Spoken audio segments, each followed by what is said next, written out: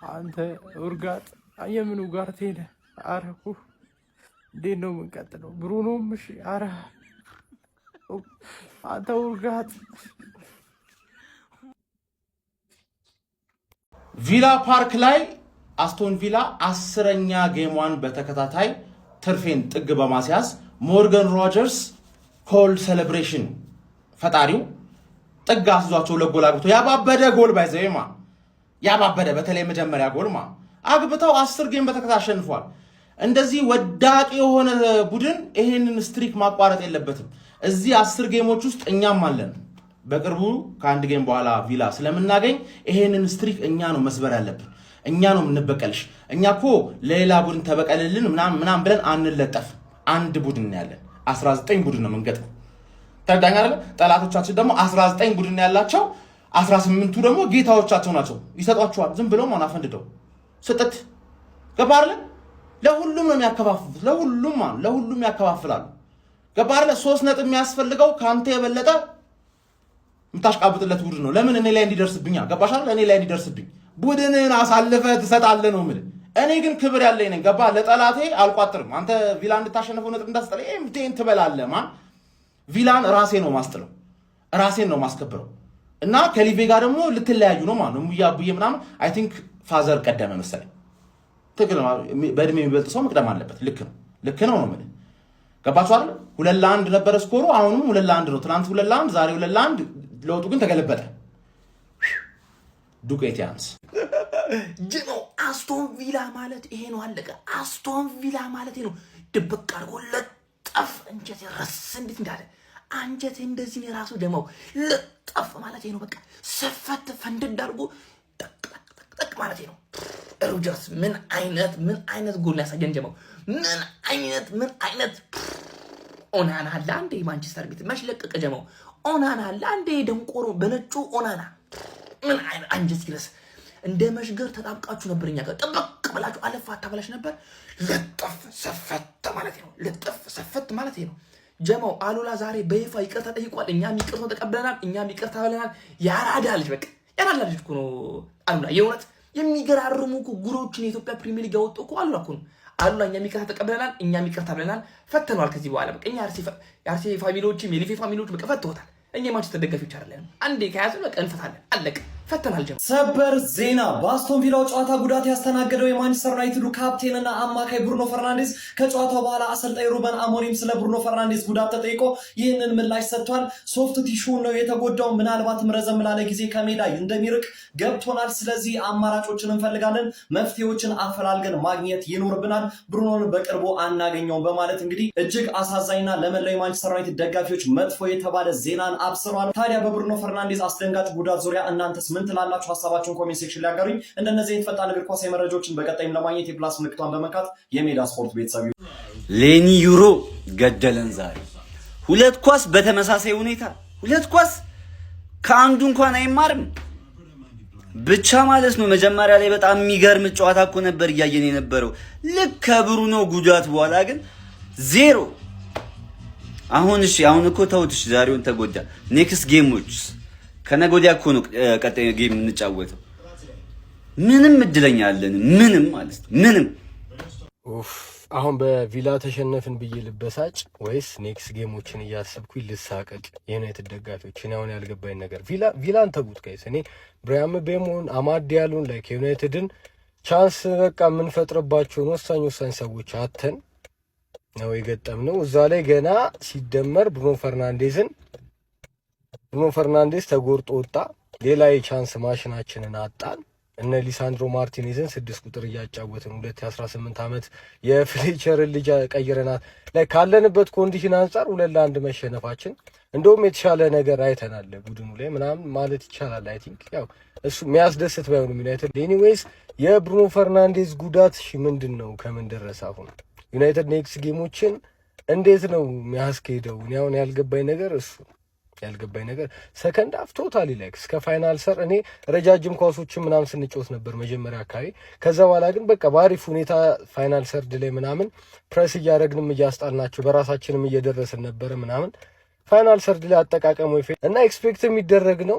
ኔክስት ጌሞች ግን እንዴት ነው የሚሆኑት? ለማንኛውም መጪው ጊዜ ድቅድቅ ጨለማ ነው። የአርሰናል ደጋፊዎች ግን እናንተ እንዳትለፈልፉ። እኛን ያሸነፈን ቡድን ቪላ እናንተንም አሸንፋችኋል፣ ያውም ከነምናምናችሁ።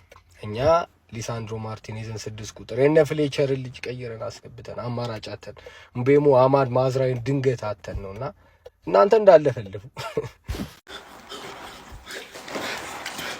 አያ በፈሳው ድመት ሸተታት አሉ ማለት ነው። ድመት ሸተታት ሌኒ ዩሮ አንተ የቱዋላ አርነሺ ሌኒ ዩሮ ስማኝ፣ ሁለት ስህተት እንዴት ትሰራለህ? ሁለት ስህተት እንዴት ነው? ቆይ በሙሉ ስኳድ እኮ አይደለም የተጫወትን ያለ ነው። ወይኔ እኔ ጨጓራ የተቃጠለ ያፈርኩሽ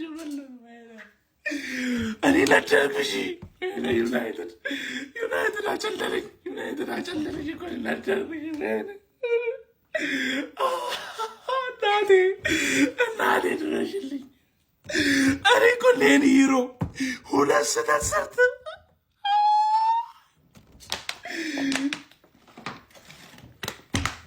ጨጓሬ ፌል አደረገ። በቃ ፌል አደረገ ጀማው።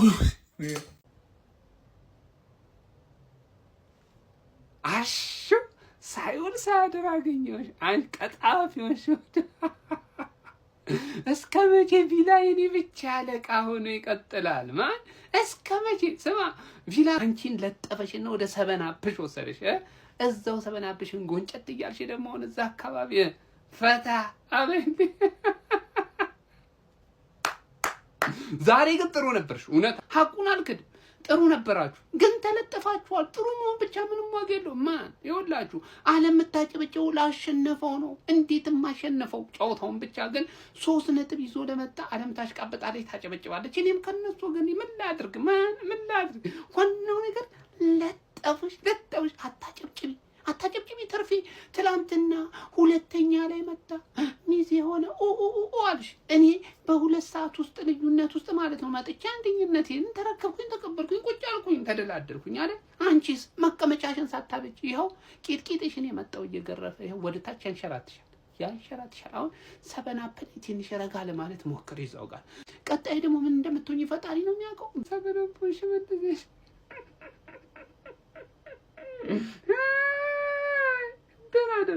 ደራደሩ ሁለተኛ ቡድናችሁ አጋያችሁ። ሞርጋን ሮጀርስ ብቻውን ያጋያችሁ። ዋት ፐርፎርማንስ! እግዚአብሔርን በጣም ነው የምትችለው። እሺ ቪላ የልጅነታችሁ ማቲካሽ የልጅነት ለነገሩ ማቲካሽ እኮ አሽቃብጦ ነበረ መጀመሪያ። ከዚህ በኋላ ትጨነቃላችሁ። ይኸው ዛሬ ብሩኖም ተጎድቶ ወጣ። ዳቱ አያስደስተኝም እውነቱን ለመናገር እግዚአብሔርን፣ ግን ጉዳችሁ ነው። በቃ ትጨነቂያለሽ። እየየ ነው የምትይው ገና። የቀና ቢታጣ ይመለመላል ጎባጣ። እንኳን ጎባጣ ጠፋ ቆማጣ። በምን ይልቁ ሁለት እግሬና ቆለጤ ብቻ ነው ተጎዳው። ሁሉም ተጎድቷል። እንዳታዙ በነገራችሁ 3 ነጥብ ጦሳችንን ይዞ ይሄድ። ድሮ እግር ኳስ ከኔ ጋር ችግር አለበት። አንድ ቀን የምፈልገው ነገር ሆነ አቅም ዩናይትድ ተሸንፏል። እስካሁን ድረስ ቋጥሬማ ጭራሽ ልታሸንፋችን ከሁለት አንዳችሁ እንድትሸነፉ ነበር የምፈልገው። ሁለታችሁም ራሱ ብትሸነፉ ደስ ይለኝ ነበር፣ ግን አስቶን ቪላ ጭራሽ ጠፈጠፋችሁ። ኧረ በስመ አብ! ሞርጋን ሮጀርስ ማለት ነው መታሰሪያ ያለበት ሰው ነው እንዴ! ምንድን ነው የሚሰራው ወንጀል? እንደዚህ ይጠቀልለዋል ዝም ብሎ። በረኛው ምንም ማድረግ አይችልም። ይኸውላችሁ አንድ ሰው በረኛው እንዲናገሩ አልፈልግም። ምንም ማድረግ አይችልም። ይሄ ልጅ ጭራሽ ሌላ ታሪክ ውስጥ ያለ ሰው ነው። ማንም አያስቆመው። ማን ኮልድ ነው አትግር አልቻላችሁም። ማን አንድ ተጫዋች ነው ያላችሁ ቲማችሁ ውስጥ አሁን የቀራችሁ ኩኛ ነው። ብቻውን ነው የሚጫወተው። ማን ቪለን ነው። እኔ አሳዘነኝ። አንተ ኳስ ይይዛል እዛ ድረስ ያጥፋል ምናምን፣ ግን ምን መሰላችሁ ሰውየው የሚቀረው ነገር መልቀቅ ይቀረዋል። ኳስ ግን በጣም ነው የሚችለው። ኧረ በስመ አብ! ዩናይትዶች አልቻላችሁም። ግን እንደውም ማለት ነው ፈርስት ሃፍ የሚገርም ጨዋታ ተጫወታችሁ ነበር። ሰከንድ ሃፍ ግን በቃ ምንም ጥያቄ የለውም። ገባችኋ? ሞርጋን ሮጀርስ ሾው ዛሬ ያየ ነው። ምንም አታመጡም ጭራሽ። ጥቅልል 2 ጎል ማለት ነው። ትረጋጋለህ። ደም መላሽ ነኝ ብለህ ሄደህ ጭራሽ የቆየት የረሳነውን ትውስታ 2-1 ተሸንፈ ትመጣለህ። እኔ ውጤቱ ስላስጠላኝ ነው በአንዳቸው በእረፍቱ ቪዲዮ ምሰራውና እኛ ይኸው ኤቨርተን ሄደን ደም መለስን። አንተስ የቆየ ትውስታ መላሽ ነህ አንተ። ደና የረሳነው 2-1 ሄደ ኮስኩሰ ተመሳሳይ ውጤት ተሸነፋል። 1-0 አትሸነፍ። አስቶን ቪላ እኮ ሜዳው ላይ ችግር አለ። በቃ ይሄው እቺ ናት። አረ እንደውም አንተ እኔ ጎብዛሃል። አንተ እንዴት ከኛ እኩል መሸነፍ ለአንተ ክብር ነው 2-1 መሸነፍና ይቅርባችሁ። በቃ አትሳፈጥ። አንተም ብሎ ደመላሽ። ግን ሮጀርስ ምን አይነት ተጫዋች ነው? ምን አይነት ጎል ነው ያስቆጠረው? በረኛህን አየው አይደል? አንተ በረኛ ይበርክትልህ የተባለ የቆየ ጓንት ከድሮ ጀምሮ የሚጮቱበት ስላት እያሳከከው ነው። በረኛ ማይበረክትልህ ወይ ጓንቱ ነው ወይ በሆነ አለ አይደል? በቆየ ጓንት ነው የምታጫውቷቸው። የታይሚንግ ችግር ቆሞ ያያል ባላ ከዚህ ጋር ጎል ይገባል። ለማንኛውም ሮጀርስ ወርቅ የሆነ ተጫዋች ማለት ነው። ኡናይ ኤምሬ በሱ ከመጣ ይገላል። የትም ቦታ ቢሄድ ይዞት ነው የሚሄደው፣ ወይ ገሎት ይወጣል ብታባረው። ይሄ የሱ እንትን ነው። የምን አባቱ ፓልመር የምን እንትን ይሄ ልጅ ነገሰ እኮ ፕሪሚየር ሊጉ ላይ ወላሂ እንዴት አባቱ እንደሚችል ማለት ነው። አንድሬ ቤርታ በደንብ እናቴ ትሙት አልደበረኝም ማለት ነው። አልደበረኝም። ሙሉ ስኳዴን ቢዝ ኖሮ አፈር አባቱ እንደማበለው ማለት ነው። አፈር አበለው ነበር። ቅጥቅጥ ነበር ማደርጎ ሙሉ ስኳዴን ቢዝ ኖሮ ማለት ነው። በዚህ ስኳዴ ግን እንደዚህ ተጫዋች መሸነፌ ኖርማል ነው ምላችሁ ማለት ነው። የሳትናቸው እድሎች የብሩኖ ፈርናንዴሽ ተጎርቶ ሰከንዳፍ ያለሱ መግባቴ እንጂ ማለት ነው። አፈር ከድሜ ነበር ይሄን ክለብ ማስበለው። ይሄ እንዴት እንደሚያቃጥል የሳትናቸው ሌኒሮ የሰራው ስተት ምንስታቸው እድሎች ቢስሚላ ግን ማለት ነው። ሽንፈቱ ኖርማል ነው።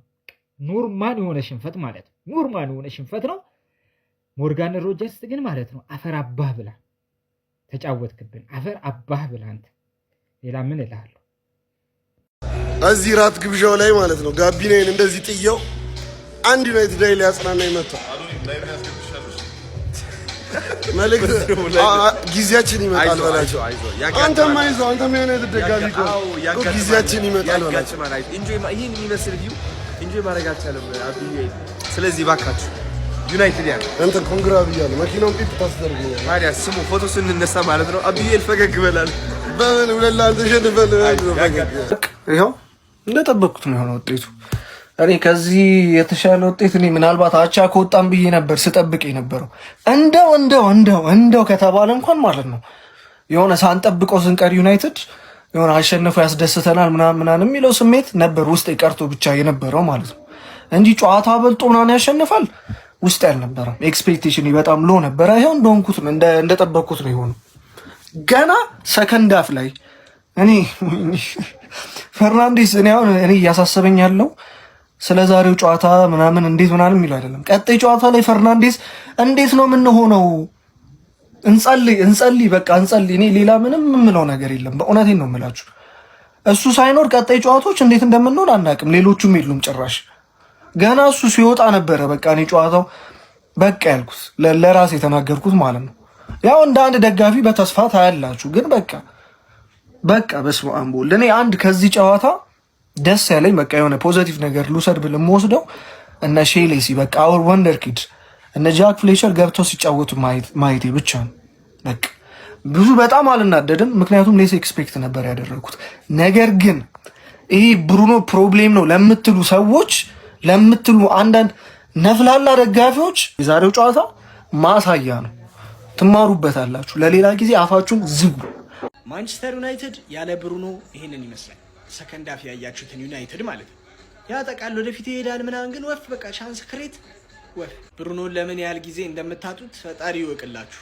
አረ ቪላ 10 ጨዋታ በተከታታይ ሲያሸንፉ ማለት ነው። ፕሪሚየር ሊግ ላይ ደግሞ 7 ጨዋታ በተከታታይ። ቀጣይ ማንን ነው የሚገጥሙት? ቼልሲ፣ ከዛ አርሰናልን ኤምሬትስ ላይ ማለት ነው። አረ ምንም ላይ ይሁን ይህ ቡድን ቶሎ አርሰናልን ይግጠምልን። ወር ሞልቶታል ከተሸነፉ፣ አልሞላውም። ወር ባልሞላ ጊዜ ውስጥ 2 ጊዜ እንዲያሸንፉልን ነው የምንፈልገው።